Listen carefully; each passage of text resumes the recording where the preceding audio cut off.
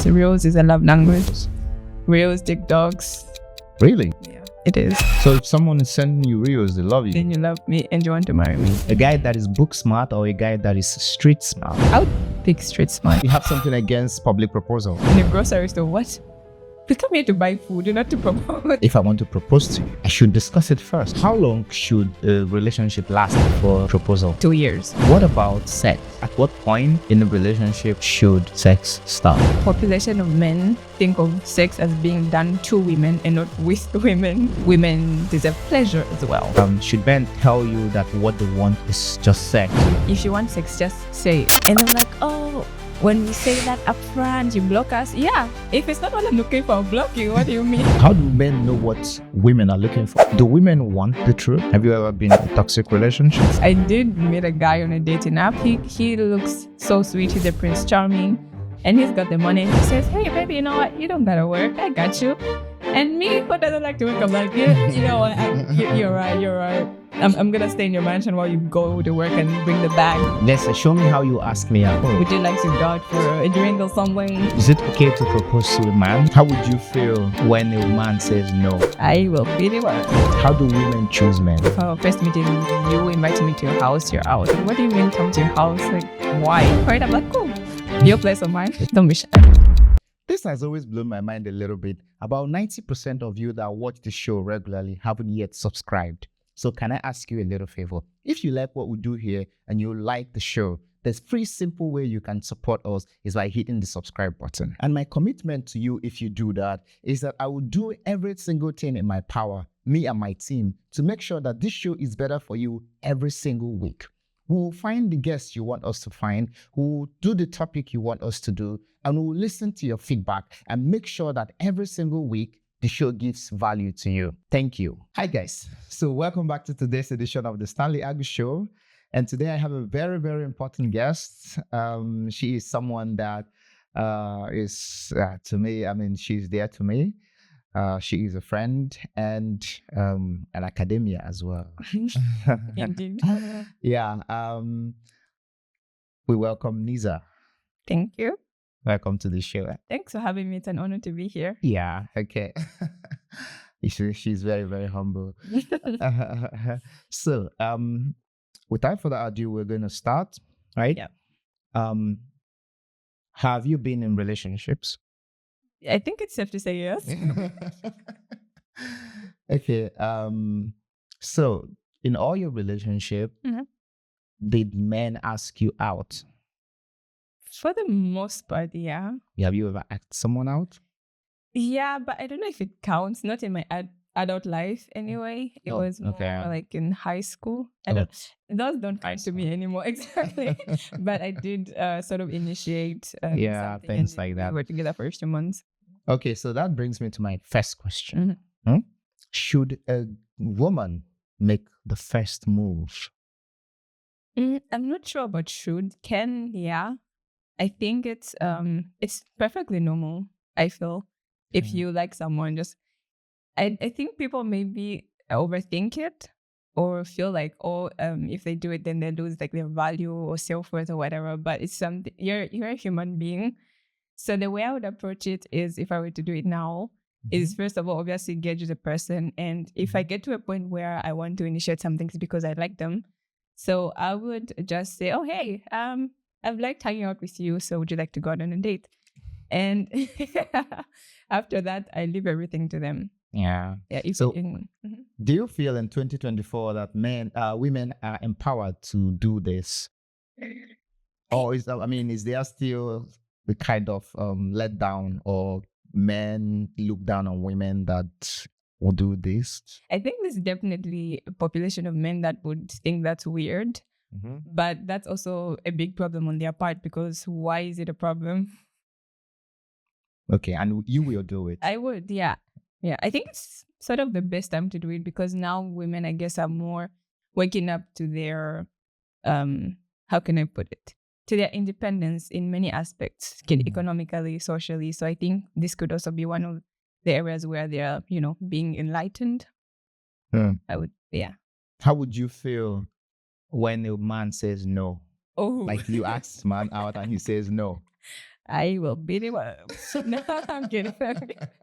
I think he's entitled to who he has in his space. So I obviously it would be disappointing, especially if I like really like him, but maybe cry a little bit, depending on how much I like him. But after that, it passes. Like it happens. Get it. So do men take women that ask them out less serious? In my opinion, if I align with a person and I make the first move, they shouldn't have a problem with it because it talks to the type of person they are. Yeah. So if they have a problem with it, then they're not my type of person. Okay. So, I mean, men should be more matured, right? Yeah, just open to it because honestly, there's literally no reason I can think of for why that should be a problem. Yeah. So it's just about esteem. Maybe if you're confident in yourself, you don't think there's a problem. But if you feel like, oh, this woman is emasculating me by asking me out, then you have a lot of work to do. Okay. That means, well, I think it depends on people, right? It's individual. Yeah. And also, do you think it has anything to do with, tribe? Well, is it tribe or let's say culture? Yeah, there's a lot of cultural conditioning, and of course we grew up in like different regions, cultures, countries, whatever. Yeah. So I would say the cultures or men that lean more towards tradition might not be comfortable with it. Yeah. But also I think we have to change with the times. Like we can't remain in, I don't know, 20, 50, 100 years past. Like we should, of our parents. Yeah, like we should actually be open to changing with the time. But I mean, some women would say that men would not respect them if they do ask, if they are the ones that do the asking. Yeah, I think it just goes back to the same thing. Also, maybe how are you doing it? Like, okay, how should it be done then? It's that's what I say. It should just be very simple. If you get into a point where you're asking someone out, then you probably like them and you've hung out with them a while. If let's say, show me how you ask me out. Yes, like you ask me, just do how would you do it? Like, can you show me? By text and then throw my phone away. You text it. I mean, it depends. If we're like having a conversation, like conversation is flowing, and then I'm like, oh hey, by the way, would you like to go out for a drink or something? Grab a little drink. But I would make sure that it's a safe space and it's someone that I actually see myself being with. It wouldn't be just anybody just for the sake of it. So I think I might be able to do it in person. But then if we're in person, then we're already on a date, maybe. So.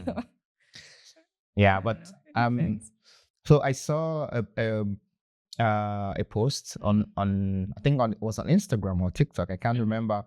A woman proposed to a man, marriage, right?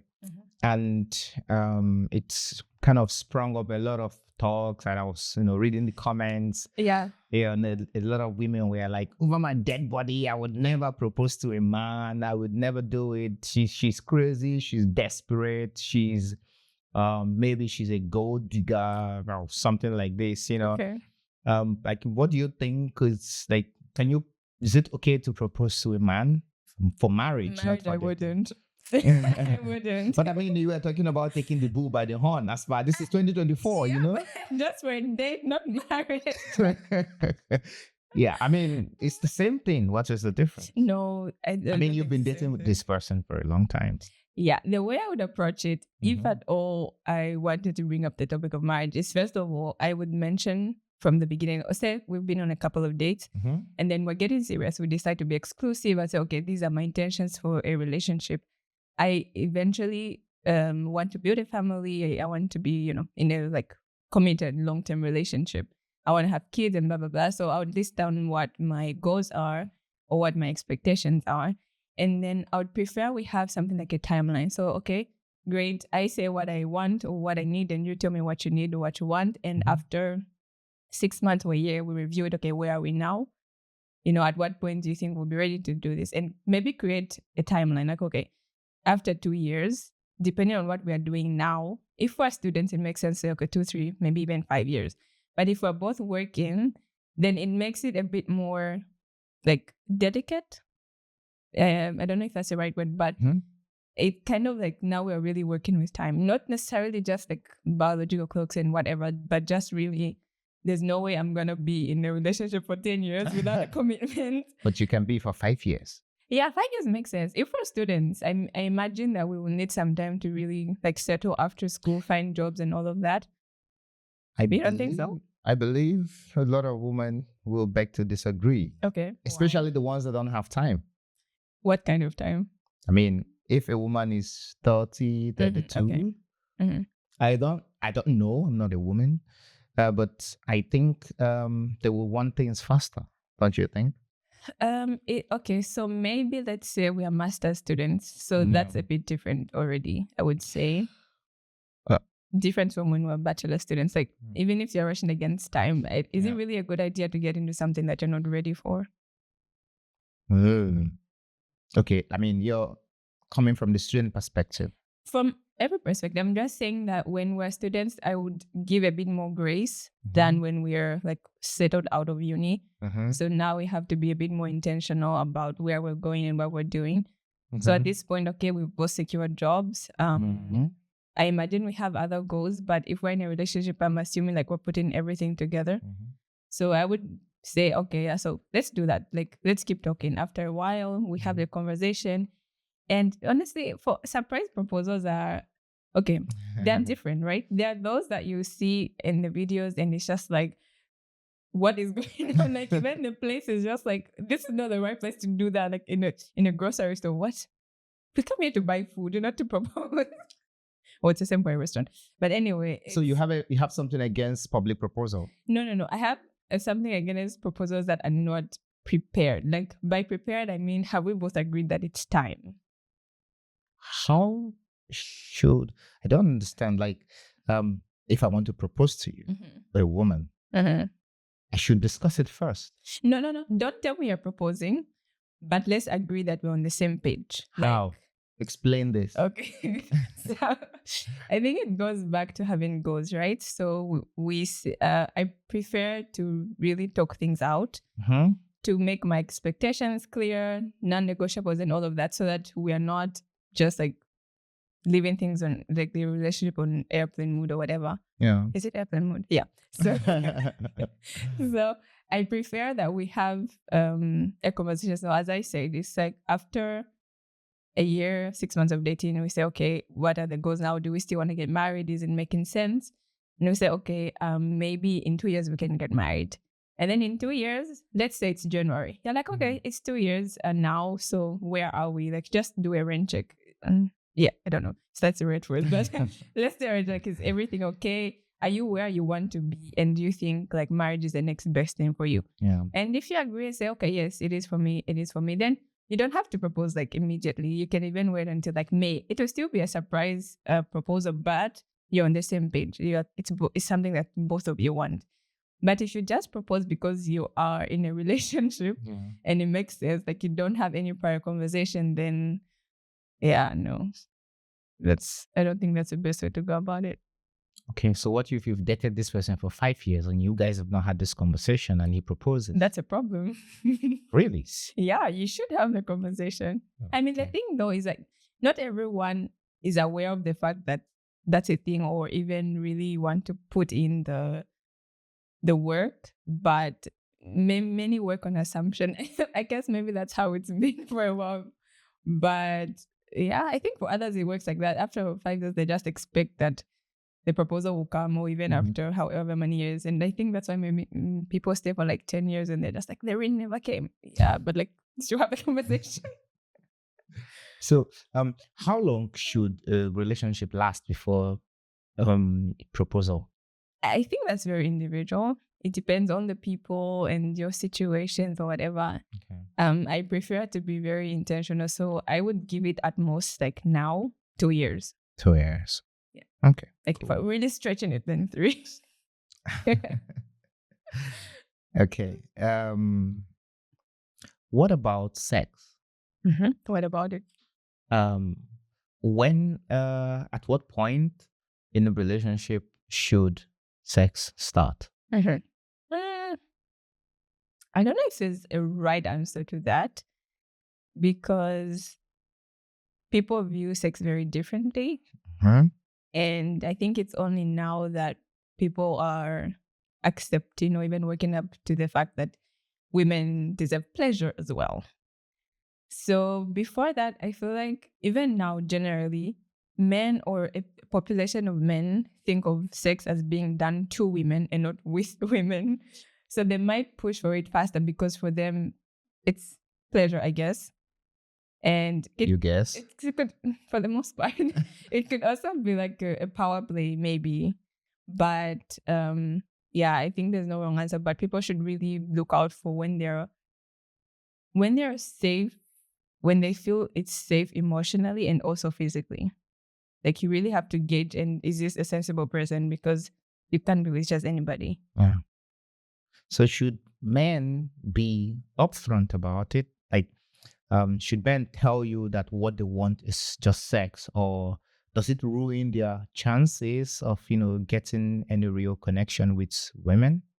Um, they should be upfront, but it shouldn't be mistaken for like being disrespectful or rude or just like being an ass. Sorry, excuse my French, but yeah, I think I've noticed actually, and I saw this on a Twitter thread like a few days ago, where a lady was like, "If you want sex, just say it." And they were like, "Oh, when we say that up front, you block us." Yeah, if it's not what I'm looking for, I'll block you. What do you mean? So how do I know that? How do men know what women are looking for? They ask. But you just said that when you ask, you could get blocked. Yeah, the thing is, just because you're truthful and Yeah. upfront with me doesn't mean that you are guaranteed a yes. There's a possibility that I'm not looking for the same thing, so I won't engage you. Do women want the truth? Yeah. Yes, I do. They want it or they need it. What do you mean need? Cause I've heard that women don't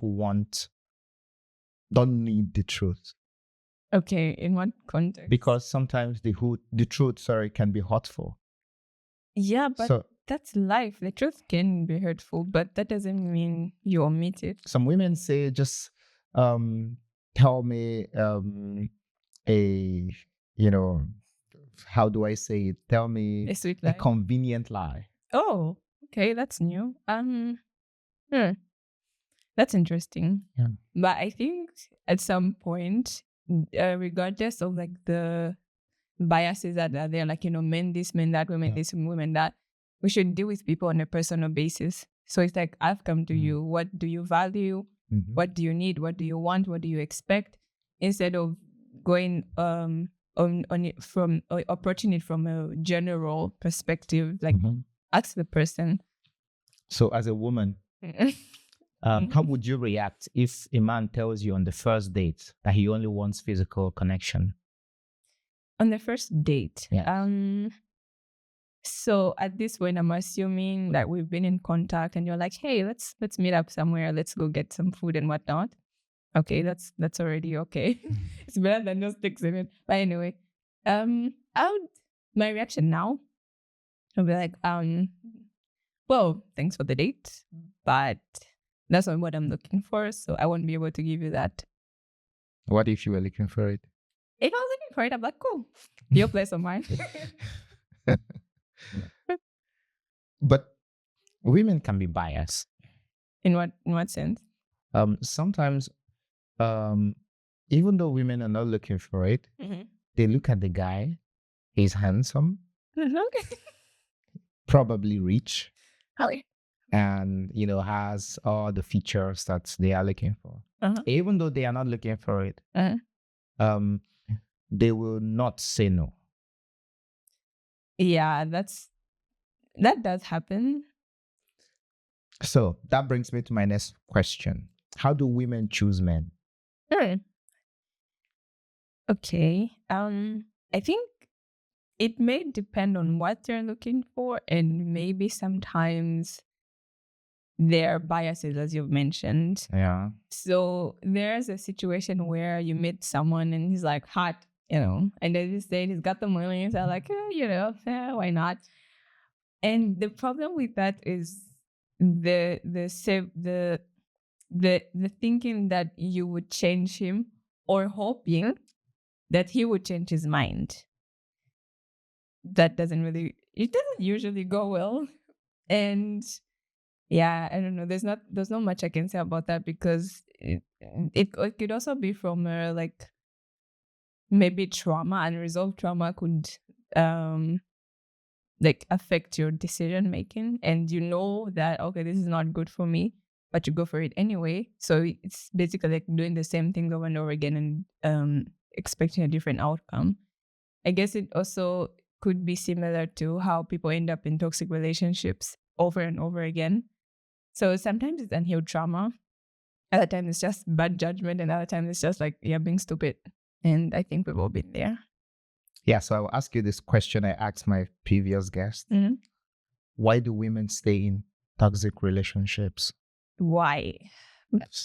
Different reasons. Um, I think sometimes it's people can be very, very manipulative. And from what I've heard, or like, podcasts, books, whatever, it starts out very good. It doesn't start out toxic. Mm-hmm. So it starts out very good. And then when you're hooked in, things start changing bit by bit. And sometimes it's so like subtle or very small. And you think, you know what? It was just a bad day. Or you know what? It is, maybe I was in the wrong, because people that tend to be abusive are narcissists. So they'll find a way to rope you in. And somehow when things go bad, they make it your fault. So now you're like really doubting yourself. And like, oh my God, yeah, maybe I was wrong. And it's a typical classic example of someone that does you wrong. And then they're like, oh, look what you made me do. No, sir, that was all you. So there are very different reasons, but also people are really, really good manipulators. What kind of manipulative can someone be to keep you in a relationship where you're being beaten and battered and treated like a trash and being spat on and all of that? What can you explain this manipulation? Honestly, I wouldn't really be able to like explain it like in detail, but I think it's mind games. So as I mentioned, it starts very low, and it's a thing where the highs are very high. So like when you guys are having a good time, it's so good. And then when it's bad, it's really bad. So those constant highs and lows sometimes like they make people think, you know what, maybe that's just how life is. Life is bad sometimes. So they accept it. Yeah, they kind of just accept it. But also it comes into play the type of person, like not really the type of person anymore, but like where you are in life. Are you confident in yourself, in your self-worth? Do you know what you want?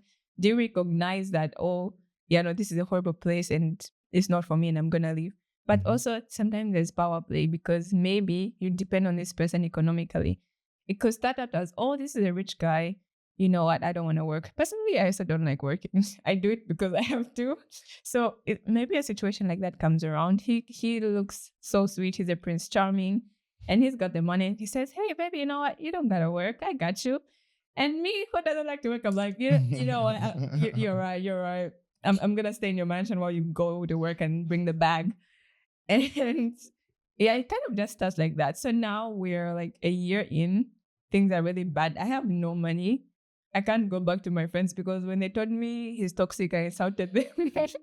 And he probably isolated me in some way. So now it's like really hard to go out. Where am I going to go? Where am I going to start? The fear of starting over, the fear of going out and saying, yeah, okay, it failed, or okay, maybe I saw the signs, but I ignored them, or I didn't see the signs, or whatever, like so many things. Have you ever been in a toxic relationship? Almost. Sorry, what is almost? Can you describe almost? I mean, I was hoping not to ever say this in public, but I did meet a guy on a dating app, and it started out okay. Although at the time, I had just I'm a chronic reader, So like I read anywhere, online books, whatever. So it's a time when I think like the issue of narcissistic people came up a lot. So I had read about it. I had read about their like tendencies and all of that. And so it started out quite okay. I was like, okay, this seems like a decent guy. We'll see how it goes. But then eventually I just started to see these things come into play. And I was just like, wow. But I was already aware. I consider myself pretty self-aware. So I recognize that this is not it. And I think we had just talked for, okay, maybe like over a month, maybe 2 months. But after that, I just like shut it down. Oh, okay. So that was interesting. So, I mean, in essence, women should be self-aware. Yeah. Okay. And also just be confident and be willing to leave, because my motto is that no one is above blocking. Yeah. I don't care who you are, I'm gonna block you. So, what advice will you give to women that are out there and they are stuck in a chaotic, toxic situationship? It's hard. I think it's more than just get up and leave. It has to start from a mindset change. It starts from having friends or just a community of people that are really, really safe space for you. So that, you know, sometimes yes, we mess up, but it has to be people that are willing to welcome you back even after that. And people that are not tired of telling you the truth. Even if you get upset, they're gonna tell you, know, I know you get mad, but this is that's not a place for you. So sometimes it takes a lot of nagging, quote unquote, from your friends for you to realize it. And it's also about people that don't give up on you. So it's realizing that, okay, I get this person is stuck, but maybe there's something about their mindset that got them there. I don't know. Maybe it's hoping for someone who will see them. Maybe it started out really as, oh, the person loved them or just love bombed them. So making them believe that they really love them. And maybe they got stuck in that because like, oh, you know what? No one has ever loved me this way. No one has really given me this many gifts, especially if you love to receive gifts. So you kind of get stuck in that. And sometimes it's hard to get out of it. So yeah, sometimes honestly, you have to be willing to leave. Even though you have to start over, no one cares. Like, start over. I've had a guest that said is the D. Okay. That it's they are digmatized in the sex. That if it's good, it's good. It can be that good. Right. Okay, maybe it can be, I don't know. Yeah.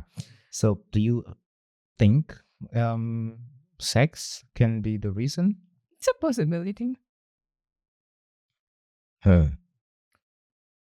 So how good can sex be that you choose it over your life?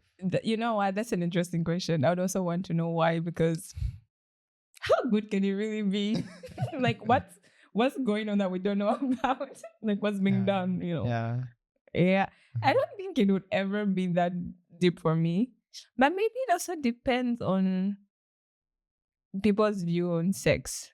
Because, I mean, people have different sex drives. So maybe they like it that much that, oh, they just gotta be there. And I guess, some people are more inclined or maybe it's the fantasy. Could be. BDSM. You know. I don't know. Maybe they're getting into it. Who knows? Yeah. I mean, my last question on this category of sex is, does men being open about casual sex make them look confident, you know, in the eye of women, and say, I like that guy. He's very confident. He's outspoken. He sees his mind. Like, is it true in your opinion? Again, I think it's about how you approach it. So there are some people that, because it's like a casual relationship, they are very disrespectful. Well, like, how can I put this? They almost just see you as a means to an end, which of course is getting off. At this point, I don't even think it's about pleasure, because I don't know if it's pleasurable for you, but it could be for them. Yeah. So it's their approach. So if we're like hanging out and they're like, oh, hey, I just want something casual. And you know what? If I'm into it, we can lay down some rules. Okay, how is it going to be? Do we see each other twice a week? I know that never happens, but I think it would be the better approach, especially if you're like, if it's a mutual understanding or if it's a Mhm. mutual thing, it's best to lay down the rules, say, okay, so how are we going to do this? Like, do we not text? Do we not call? Whatever.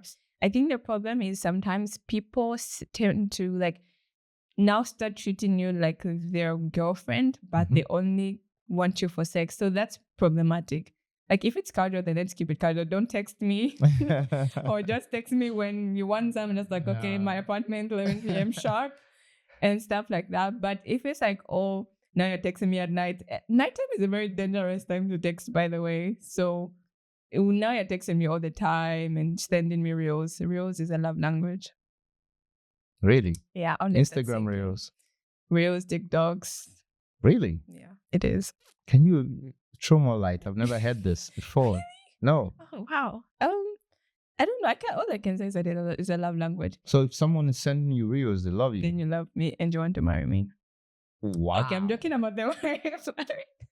Yeah. No, but I think it's just nice that to have someone to kind of just send random videos to in the course of the day. So anyway, so now you're sending me reels, like, I don't know, 1,000 times a day, and you're doing this and that, like you're inviting me out and all of that. But at the end of the day, it's like, oh no, it's just casual. Like, if you're doing that, obviously I'm gonna catch feelings. So I think, yeah, back to your original question. I don't know if it makes them seem confident. Knowing what you want, of course, is generally makes you feel more confident and more like in your body or in, you know. But yeah, it's also about the way you go about it, the way you like bring it out or something.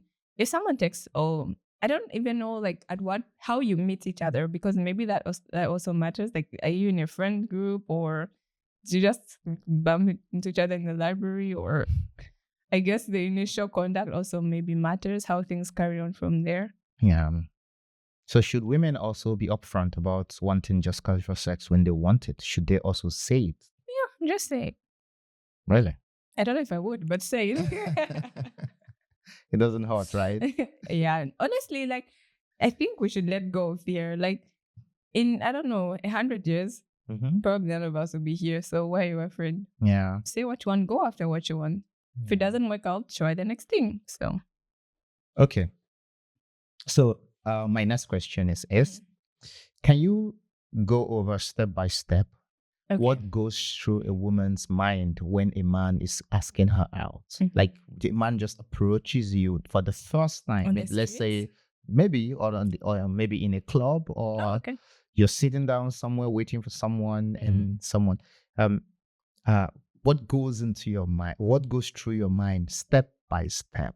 Okay. Yeah. Can you just describe it like you're writing an essay? Oh, to begin with. Yeah. Let's see. Again, it depends on how we met. But usually, let's see. So I'm sitting on a bench. Comes up to me, hey, what's up? Okay, no, don't say what's up. Okay. So for the most part, the first question is, what do you want? Okay, not if you're good looking. Okay, probably I'll look at you first. I'm like, nice shoes. Okay, good style. So you look at the shoes first. Yeah. I look at the shoes. Oh, wow. Buy good shoes. Very good shoes. Then match them well with the outfit. Don't just put stuff on. But yeah, so I would say, yeah, like, okay, what exactly are you looking for? Because I feel like that's very important for me to figure out how I'm going to interact with you. But how can a guy tell you what they are looking for when they just came to approach you? Yeah, and not necessarily that I'll ask it, but it's kind of just like in my head. So let's say, let's play this, right? And I come up to you and say, hello, Nisa. Hi, girl. How are you? Very good. Okay. I saw you from afar. I think you look pretty. Thank you. What's going to your head at this point? Honestly, it's still, what does he want? Okay. Yeah. I feel like even though maybe you're not really sure. So what else can a guy want when he walks up to you and tells you look pretty? Like, tell me something else that he wants. I don't know. To get into my beautiful brain. Yeah. Yeah, it starts there. It starts from the looks, honestly, and I get that. But it's something that I need to kind of put a pin on. so that when things are advancing, I'm like, do I want that? Is it something for me? Like, is it something I can work with? So you check out the looks first. Looks are very important. Let's not lie. Looks are Shoes, important. looks. How you put your outfit together, the color combo, everything. Okay. What about physique? He's going to the gym, he works out, all those things. Being fit is important for me. Not necessarily that you go to the gym. In fact, gym bros are no. Fair enough. But yeah, like it's just good to know that you take care of yourself. And I think that's the main thing behind it. It's not necessarily that you go to the gym or you work out or whatever. It's just that you take care of yourself and you're intentional about that. So yeah. Does how you speak? Yes. It plays a role. Yes. Eloquence. What's eloquent though? Like he's speaking fluently, like he went to Harvard, like he's, a big shot. Like he's Harvey Specter. Oh, Harvey Specter. Yeah, the thing is, I've learned that there's a difference. There's like all different types of intelligence. So being book smart is probably like nice, but I don't know. After that, I'll maybe put a pin on it and then come to your character. And if they too much, I'll be like, okay. But it's not necessarily about like being eloquent. It's just about how you present yourself, like how you are able to, what's the word? I'm doing it right now. Express yourself. Express yourself, yes. So which one would you choose before the other? A guy that is book smart or a guy that is street smart? Oh, street smart means what? Business or? Yeah, like your thing. What's up. Oh, yeah. I would pick street smart. Okay, good. All right. Are women judging men by their financial stability for, serious relationship? Yeah. Okay. Wow, that was easy. But I think it's different. It's different for everyone. Yeah, but why do women attach so much importance on money? Like I hear a lot of women say, I would make it, I would be an independent woman, I would be financially free. But the first thing they check out or they want to know is how wealthy or how rich the guy is. As I said, it's different for everyone. So if I'm thinking about like financial stability, I'm not necessarily thinking how much do you have in your account now or can you buy me whatever. It's more so, are you doing well for yourself? Do you have a plan? Maybe do you want to grow your finances? I think at some level we are all working towards financial freedom. Okay. So it's kind of like, how are you navigating that? Do you right now have a stable job or whatever? Do you have consistent sort of money flow? And that's important because we need the money, right? So I would look at it from a perspective of like, okay, how are you doing? Are you able to take care of yourself? Like, it doesn't even have to be about me because I know I can take care of myself. But obviously, if we decide to pursue something, that's going to be a factor in many ways. Like if we're going to go out eating or dates or whatever, if we decide to maybe take a trip, like all of that matters. So it's really just, do you have a consistent money flow? For me, at least. Okay, so what are the red flags that women see instantly when a man comes to approach them? Instant red flags. Yeah. Wow. I don't know. That's so hard to tell. I think it's easier when the person actually speaks than before. So which one do you prefer? Do you prefer physical meeting or dating, online dating? Like, do you prefer men coming to ask you out on the street or you don't like that? Puts you up? Honestly, sometimes when I'm on the streets, like I don't want anyone to talk to me. Yeah. But it can also honestly be a good way to meet people. So I don't really want to judge. Yeah. But you can gauge that for yourself actually. When someone approaches you, just like, I think it also depends on maybe how they approach you and what they maybe ask for or something like that. Like, and also how they follow up after that. Yeah. So if we meet in the library, I don't think I'm actually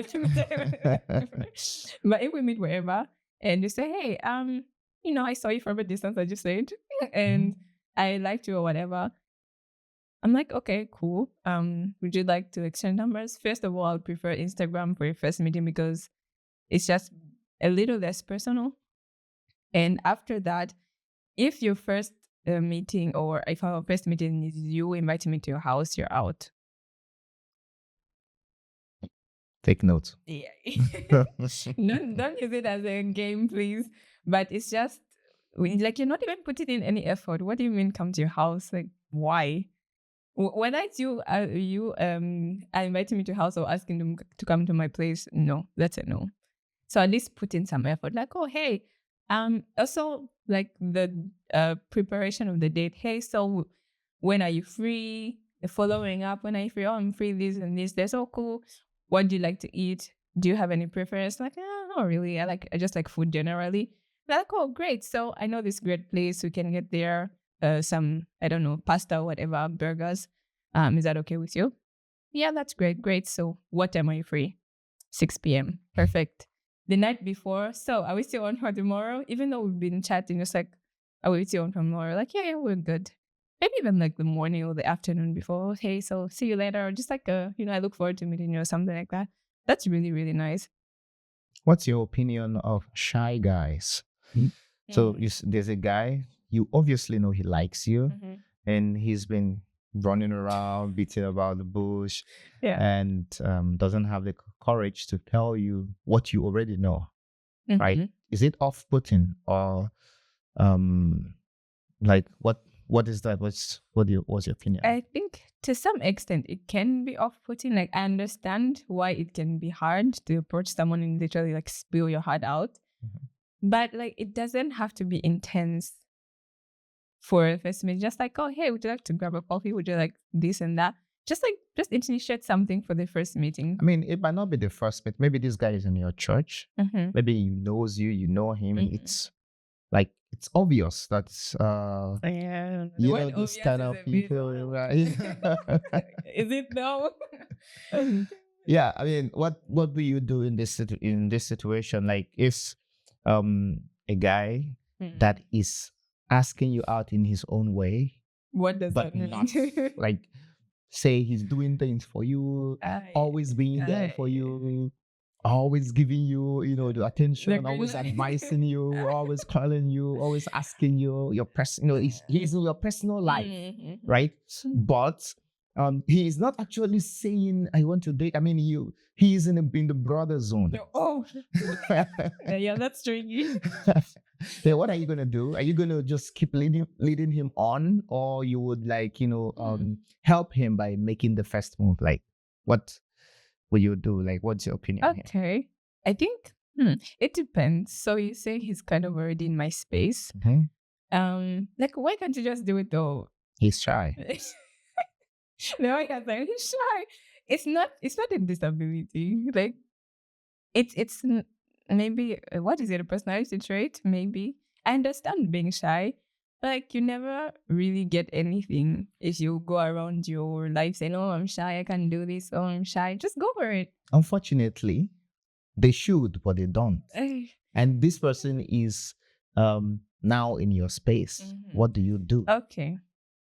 So I think first of all, I should probably say that I'm very picky with people either really close to me or like really in my space in my life.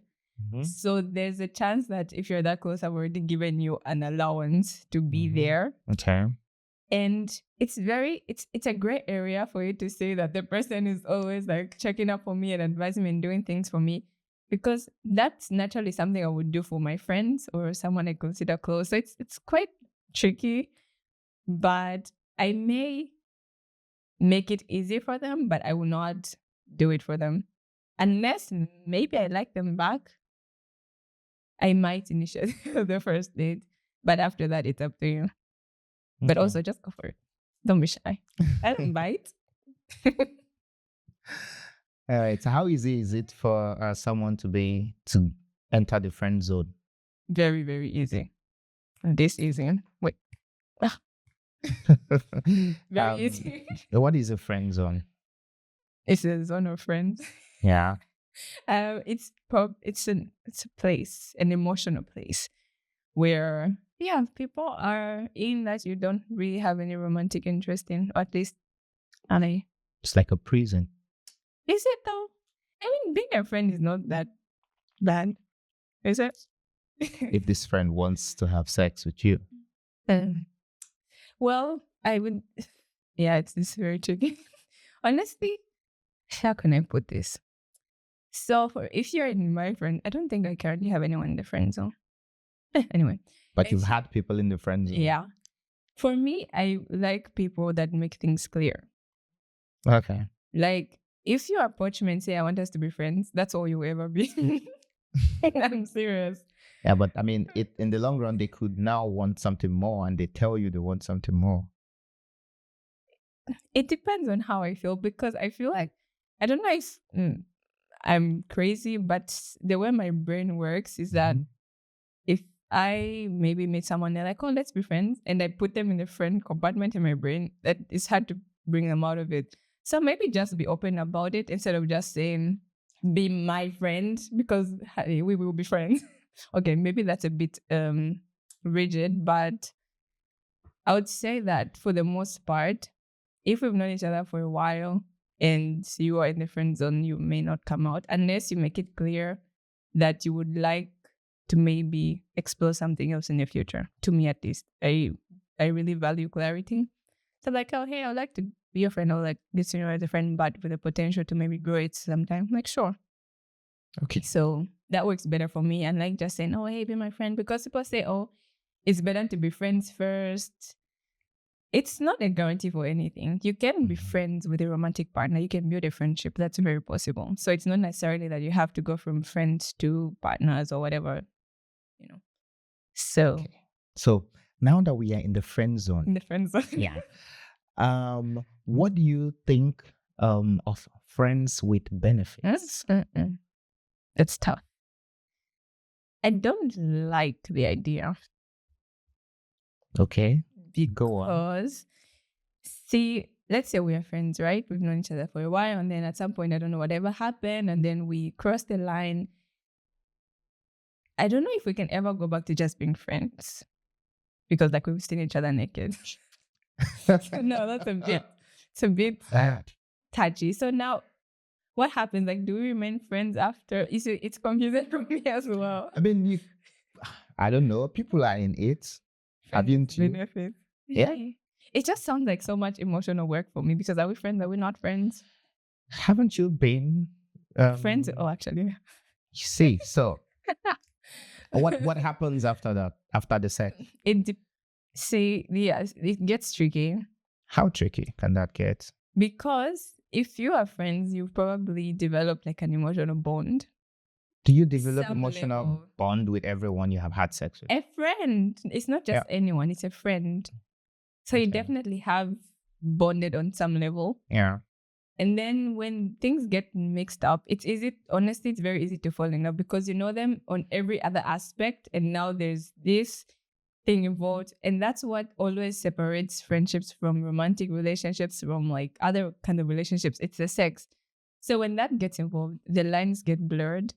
And now it's just like, it's kind of hard to have it casual. One of them is bound to fall in love, especially if you treat it as, oh, it just happened, and then you keep hanging out consistently and talking and, being in each other's space. It gets very tricky. I mean, like, you guys will continue the way you guys were before the crossing. Yeah, the line. so then you fall in love, and then what happens?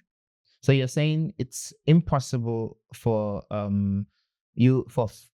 friends with benefits, people that are in the friends with benefits situation, to remain casual and not. Yeah. So you're saying that the emotions would definitely come in? Honestly, they will. Because if you're friends, I'm assuming you're around each other a lot. And that's kind of how intimacy is built. So if you keep the sex out of it, it will just be, we talk about life and that and that and that, and it stays there. But once you bring the sex, especially if you start doing it often after that, then you're sharing literally everything. And now, things start. Why is it easy to start having more and more and more sex after the first time? I don't know. Maybe it was good. It depends on where if you don't have any romantic interest, then they'll probably be your only go-to. and Okay. you connect with them again on every other level. So it just becomes easier. You're thinking now, oh, now I have to get to know someone new and like ask each other our favorite colors and all of that, our favorite food. So it's like, it's just easier to kind of fall back on this one that's already here anyway. What is a good sex? That's a good question. Don't want me to answer it. Yes, of course. I think it's different for different people because For you. for me. I don't know. I've never actively thought about that. So you're being put on the spot. Yes, it's a very hot spot. Yeah, like, I mean, what will you describe as a good because I mean you mentioned that lesser sex is good, right? So that's why I asked you that question. So like yeah. I think for me, it definitely includes emotional intimacy and safety and like a mutual interest in pleasure. So look into my eyes while you do it to me and things like that. Like Why are we looking into each other's eyes though? But yeah, it kind of just like really, some people really aren't like concerned about women's pleasure. So it just sort of becomes whenever they are done, it's done. And there are people that are really like invested in both of you being like enjoying the experience. So yeah, that would be it. So should women be as direct as men, you know, when they are in this friends with benefits situation? As how? As I mean, you know, men are, you know, very direct, right? Okay. Men always initiate this friends with benefit thing. Right. So should women also, you know, equally do this? Honestly, if they want to, they probably should. But in the way I see it, it's not like a woman-man thing. It's about both of the people involved, even though they wanna like picture men as more how can I put it? Like laid back or stoic or like, whatever, they don't care. They don't care. And you will get hurt, Larry. So between men and women, who finds it easier to detach emotionally from friends with benefits when this eventually occur? When the benefits are done. When the benefits are done. No, I'm asking like when the benefits are done, who detaches easier? Yeah. That depends on the individuals, how invested they are in the thing. But I think I would say it could be easier for men. Okay. Because they say, I forgot this saying or the concept that men get keep, is it the direction of the relationship while women get keep sex or something like that? So basically, there's a possibility that a man will be in this friend benefits you with you thing, and he knows for a fact that it's not going anywhere. And he will still do all of these things, but he's got like a wedding next month on Saturday the 13th, and we were just here, you know. Wasting out. So I've heard of situations where men are like in full-blown relationships, and the next thing you know, they're walking down the aisle, they're already at the end of the aisle. And it's just crazy. But it also depends, like the people, how good are you at dealing with breakups or endings? Is it just like, okay, well, bad judgment, it will pass? Or is it like, oh, I really had my hopes high? Or are you good with your boundaries and you're like, that's just friends with benefits and nothing more? I don't know. Yeah. Okay. So do men take advantage of women in friends with benefit arrangements by being less transparent about their true feelings? So true feelings, would it be like negative, positive, or both? It could be either way. It could go either way. Yeah. I don't know if I would use the word advantage, because again, it depends on how you get into it. If it's not something that you're meant for, don't do it. But again, there's some delusional women that will be like, oh, maybe he would change, or I would change him, I would change him.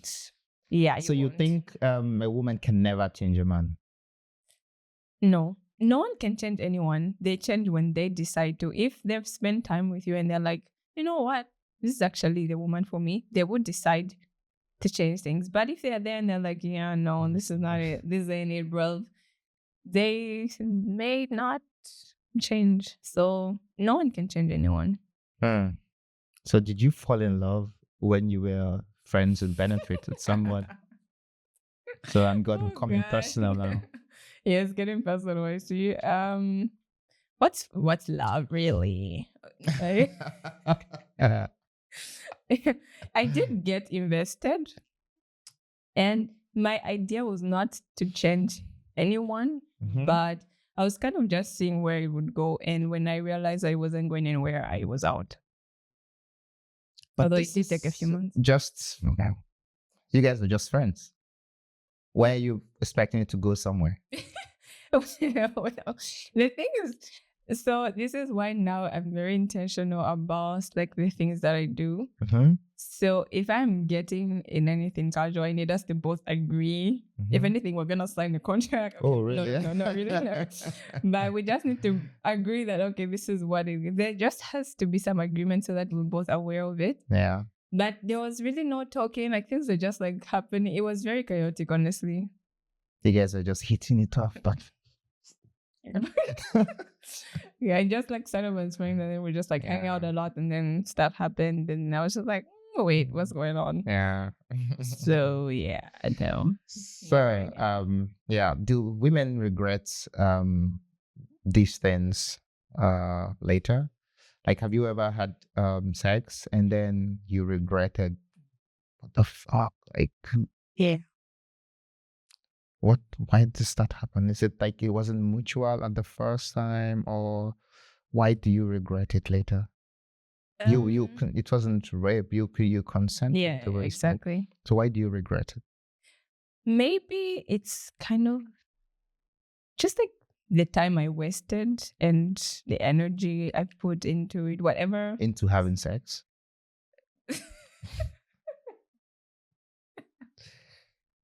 It does involve, like, it does take use my energy, you know?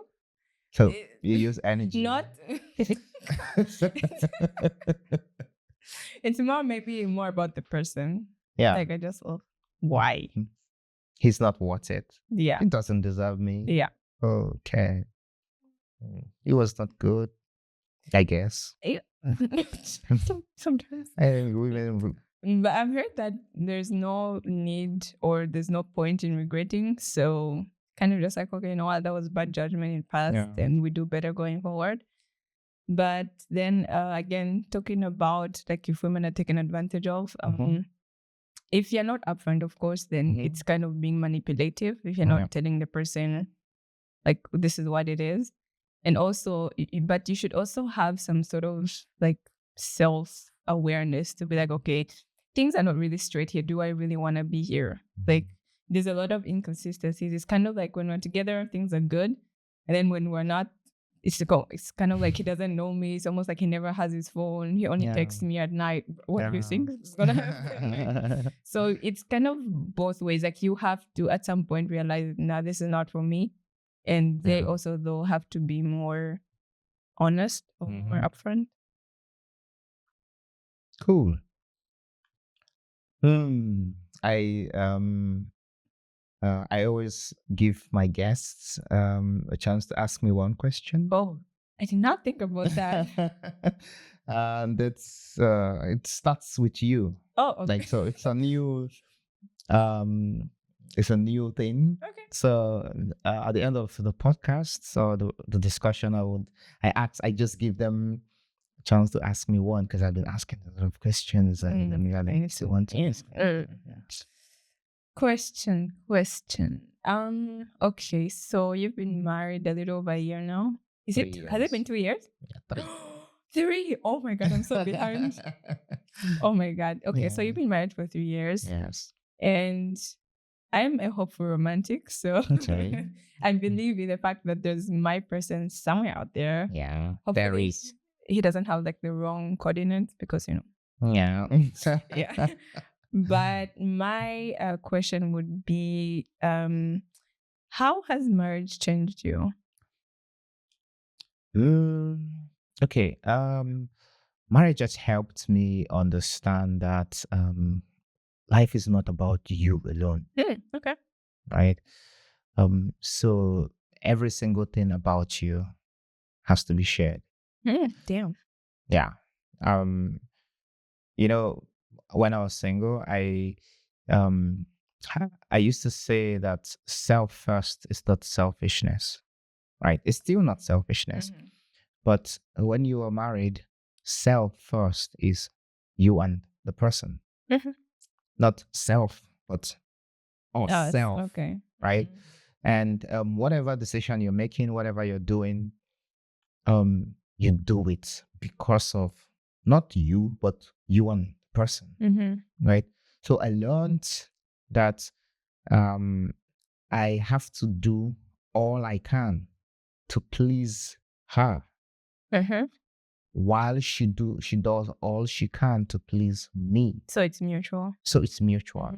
So if if my partner is doing everything for me and I am doing everything for her, there's no everyone is happy Okay. because you see the effort. Yeah. Right? It's not just I love you, this, like, but you see the love. You see Right? it in action.